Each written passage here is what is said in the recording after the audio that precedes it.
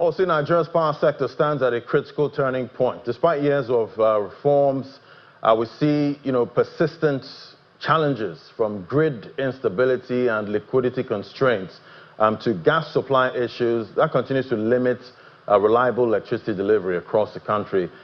For Nigeria, the stakes are especially high. A new power minister is expected to take the reins at a time when expectations are rising and the margin for error, that's shrinking right now. Joining us to unpack this, we have Mr. George Etomi, is the director at West Power Gas Limited. And to help us unpack this, great to have you on the show, sir. Good morning. Good morning, laddie. How are you doing today? I'm doing fine. Hopefully I can afford fuel with all prices so high. But aside that, I guess I'm okay. Sir, thank you for asking. All right, so I know earlier this month we had the California Africa Climate Forum, and you were there. Talk to us about what played out from that event. Well, the California Africa Climate event was held as part of the Climate Week by the California state government. This was a San Francisco Climate Week, and the California government has led the charge to ensure that we use climate-friendly materials for development.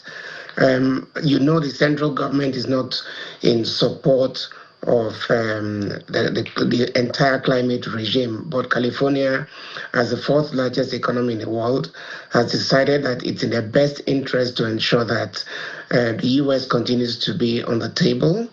Now, in particular, they want to forge relationships with Africa, and they're talking to Kenya and Nigeria, with whom they've signed MOUs to see how processes that are environmentally friendly are used across industries. And this covers agriculture, covers transportation, covers energy. I know we're talking about power now. And the idea is that when each country that has set itself a target for net zero should be able to take meaningful steps to ensure that this target is attained. In fact, we visited the San Francisco airport where there was practical demonstration of what is now being done to achieve that net zero option. There are 50% of their 2030 net zero targets, and this includes the use of sustainable aviation fuels as part of the requirements for aircrafts.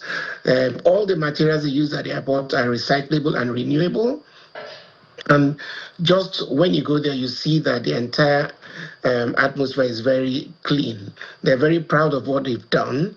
And the idea is that if those of us from Africa, Nigeria is on my mind, begin to deploy clean technology for all our processes, then we don't need to go through all the difficult stages of development to attain a cleaner world. We can start leapfrog several segments of development and then begin to do the things we need to do.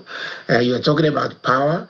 If we begin to look at renewables and begin to look at alternative sources, we will be well on our way to that journey. So it was a great conference to be at. Right. I guess if there's any time to push harder for cleaner energy, more affordable energy, I guess now, it's that time. Seeing oil at touching $126 per barrel, seeing fuel prices rising, that's also, getting into powering your homes. So we need it right now. But from your vantage point, looking at Nigeria's power sector today, have you seen any shred of improvement so far?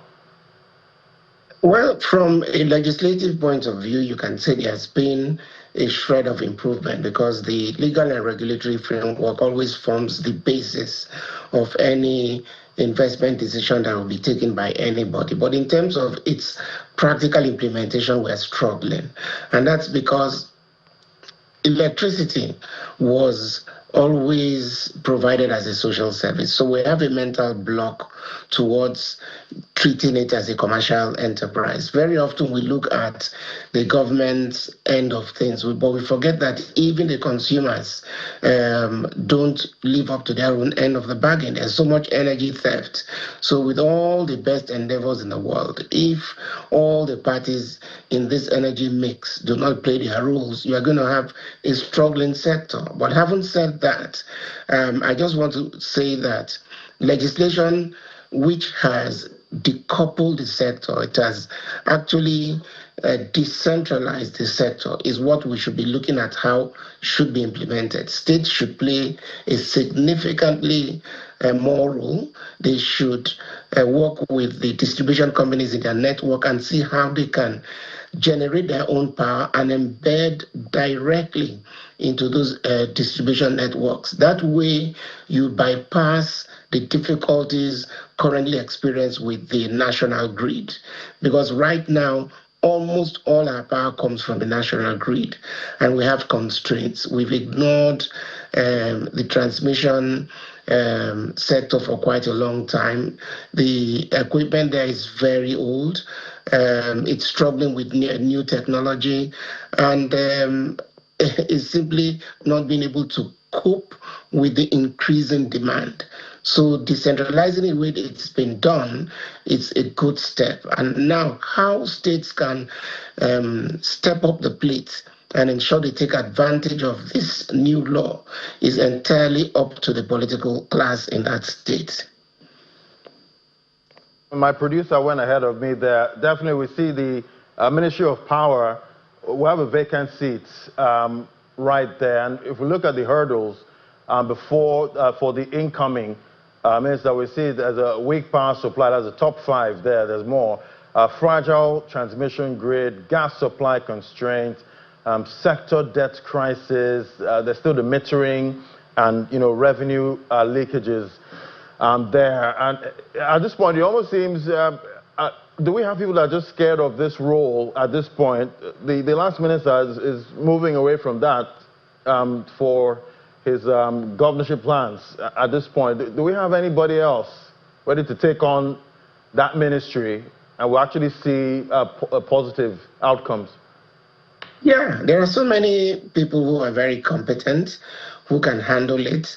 But what is most important for me is that anybody who goes there should go there with a clear intention to make a difference, because power is such a sensitive thing. It tends to be over-politicized, and that is because it's so integrated into the political fortunes. So the tendency is for people to struggle to go there more out of politics than out of expertise. Otherwise, like I said, any work for a minister of power is cut out. You just listed out the constraints in the sector. And knowledge is power. Once you know what those constraints are, you can then go and deal with them one after the other. For example, the issue of the gas.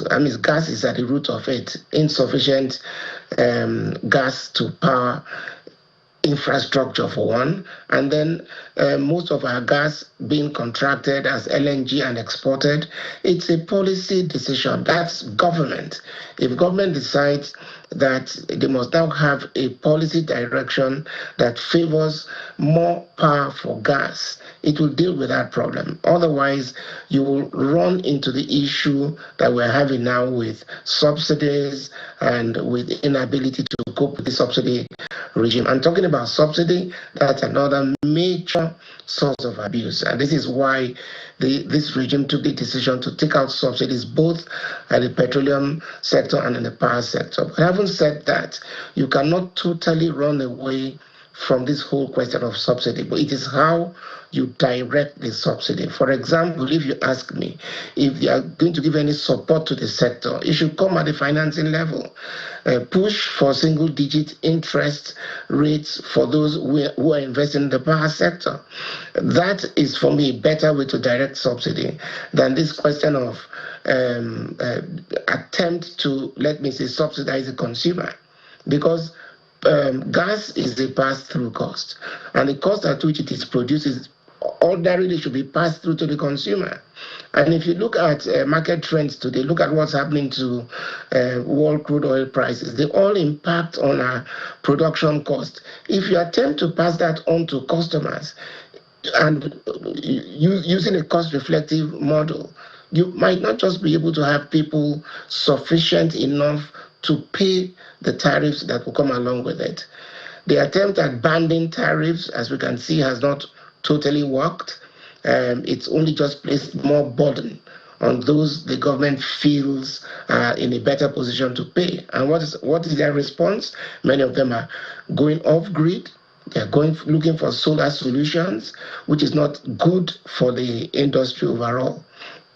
So many things to unpack, but yes, you can find somebody, and it's good to always get somebody who is hands-on in the industry. We've seen a very good example of what happened with Geometric. Somebody who is hands-on will understand the pain points, and then you just go. You cannot do everything at once. Just pick your battles. And that's why I said the federal should stay where it is doing, just be like the big brother overlooking the sector, but the state should step up the plate. Look for those things in your area for which there's comparative advantage. In the north, there's plenty of sun. I don't see why they should not be investing more in solar energy. In the southeast and the east, you have gas. There are so many gas fields that are still being explored. I don't see why you can't begin to attract investments for gas to power. In other parts, there are hydro. So that we have, in terms of sources of power, we have an installed generating capacity of close to 15,000 megawatts. But the problem is we can't evacuate more than 5,000 conveniently. So the pain points are known. So the thing is just to have somebody who is committed to ensuring that this is happening. So less of politics, more of professionalism. I guess that's a good place to anchor it there. Less of politics in the power sector. Thank you so much, Mr. George Etomi is the Director, West Power and Gas Limited. Thank you so much, sir. My pleasure.